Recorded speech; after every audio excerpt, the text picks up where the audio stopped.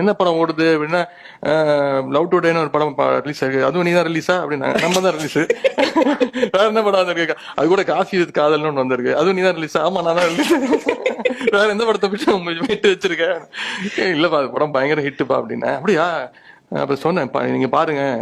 ஆனா எனக்கு ஒரு டவுட் இருந்துச்சு, அவங்களுக்கு எல்லாம் கனெக்ட் ஆகுமா இல்லையான்னு. ஏன்னா இன்ஸ்டாகிராம், ட்விட்டர், டிண்டர் இதெல்லாம் இருக்குல்ல. சோ அது அந்த ஜென்ரேஷன் கனெக்ட் ஆகுமான்னு தெரியாம பார்க்க ஆரம்பிச்சாங்க. படம் முடிஞ்சோடனே நான் வந்தேன். படம் நல்லா இருக்கு உதயா அப்படின்னாங்க.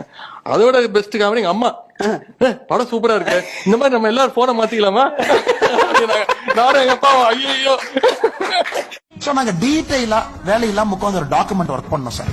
நிறைய ப்ரொஃபஷனல்ஸ் கூப்பிட்டு ஒரு 350 page document which is available in BJP website. நீங்க ஃப்ரீயா இருக்கும்போது my kind request to all of you, you should go to Tamil Nadu BJP website, download கள்ளுக்கடைகளை திறந்தால் வரக்கூடிய வருமானம் அப்படின்னு ஒரு 350 பேஜுக்கு ஸ்கெட்ச் பண்ணிருப்போம்.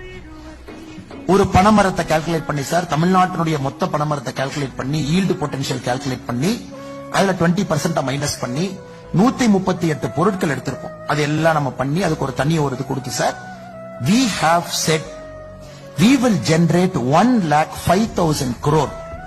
கள்ளுக்கடையும் கல்லு இல்லாம 137 தென்னை மரம் பனை மரத்தினுடைய பொருள்ல 1,05,000 கோடி ஜெனரேட்